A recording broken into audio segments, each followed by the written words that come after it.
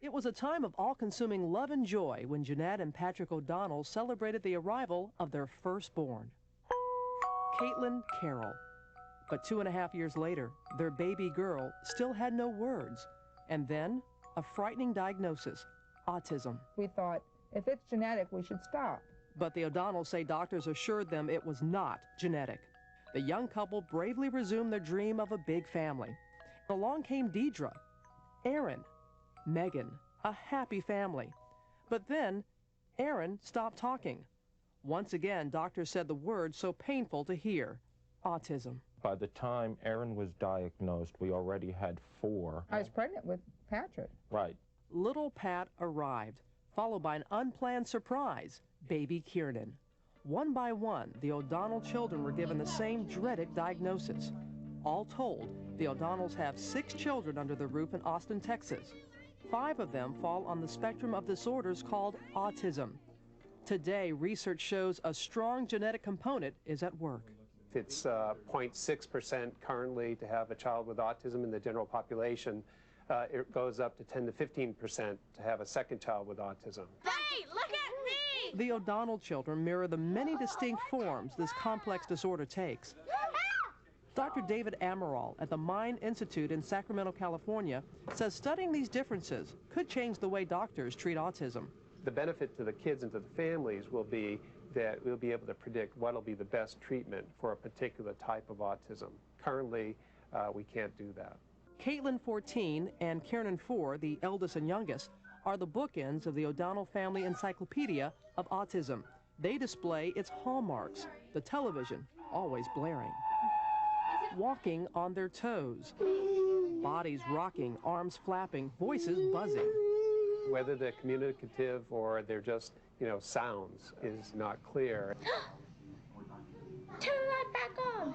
Both are profoundly disturbed by certain environmental changes. Better? Okay. If you tried to say, what is it about the situation that you find frightening, she wouldn't have any insight into that. I can't. Gotta be king. Gotta go. On the other end of the spectrum are Aaron, 8, and little Pat, 5, who can and do tell you what they are feeling. Why does Pat hide his eyes from strangers? Kind of bad. Because you're nervous? What are you nervous about? People come in. Both Aaron and Pat made dramatic turnarounds. When I was 3 years old and on my second day of school, I started to speak. But they still have strong reactions to sensory stimulation. While Aaron is soothed by bubbles on her skin, Pat is terrorized by running water. And then there's Deidre, the quirky one. I'm Deirdre O'Donnell. I'm 11 years old. She has a form of autism called Asperger's syndrome. Its signature, an obsession with one particular subject. In Greek mythology, They'll go on talking about a topic of interest to them and not take any cues from you that you're not interested. He was bored to death. You still have at the core this deficit of social function. It's painful for her just to sit with us to eat dinner. Deidre prefers to eat alone, one item at a time.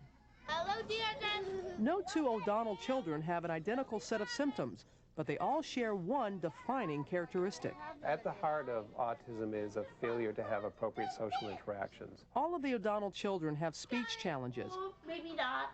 avoid eye contact, and display little facial emotion. Oftentimes, people are not used as people, but they're used as tools. Such a good boy. It's not that they can't have any expression of emotion or attachment. It's just that it's very different. Today, all except Kiernan attend regular school, Caitlin with an attendant's help. The O'Donnells say patience and a sense of humor get them through. We laugh. We have to laugh. If we don't laugh, we wouldn't be ourselves. And a parent's conviction that their children matter. We have children that are unique. We have children that fit in our family. I'm very proud of what our children have accomplished. But we would expect no less from them. None. Nothing less. 5 distinct personalities, the O'Donnell children, a unique learning bridge to the mysterious world of autism, each in their own singular way, bringing love and joy to a very special family. Caitlin. Amazing. Deidre. Quirky. Aaron. Oh, ni ala vaina. Joyful. Little Pat. My heart. Kiernan. Will you come on by? know how you come on by. The O'Donnells are hopeful that 3 of their 5 autistic children will be able to live independently as adults. They believe Caitlin and Kieran, the eldest and the youngest that you met, will need some kind of lifelong care. They intend to look after them as long as they can. But Charlie, I want to stress, this is a home full of love and laughter. They don't look at this as being a burden. They believe they are truly blessed.